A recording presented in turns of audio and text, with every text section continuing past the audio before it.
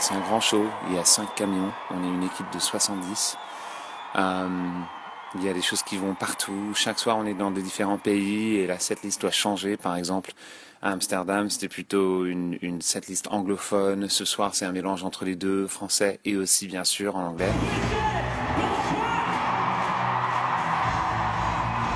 Il y a une caravane, il y a un tapis rouge, il y a un décor assez énorme qui normalement sera plutôt adapté pour une salle d'opéra que pour un show pop. Et c'est pour ça que c'est une organisation assez grande, mais c'est extrêmement saturé, c'est très coloré, c'est très vivant, c'est très intense, mais joyeux mais dark en même temps. Mika, tu m'as montré la loge de tes chiennes tout à l'heure. Tu les prends avec toi en tournée? Ouais, en fait, moi je conduis partout, avec ma voiture et avec mes chiennes.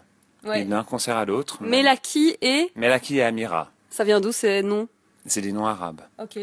Libanais. Melaki ça veut dire reine et Amira ça veut dire princesse.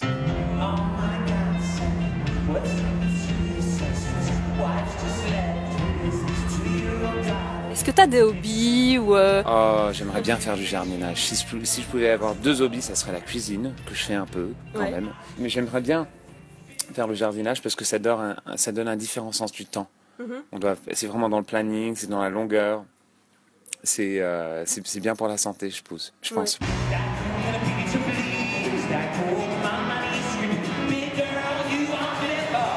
Le premier album que je sors, c'est un album symphonique. J'ai été en train d'écouter les mix aujourd'hui dans la voiture et c'est absolument canon. C'est un des meilleurs trucs que j'ai fait dans toute ma vie. Je suis extrêmement fier de cet album. Il est somptueux et il est vraiment différent. Tu reviens de la loge de Mika, tu viens de le rencontrer, ça y est, comment c'était? C'est magnifique, j'attendais ça depuis un moment et c'était juste magique. C'était incroyable, vraiment j'ai attendu 8 ans pour ce moment et je le voyais et mes yeux étaient vraiment en train de briller, c'était incroyable. J'attendais exactement ça, c'était un rêve.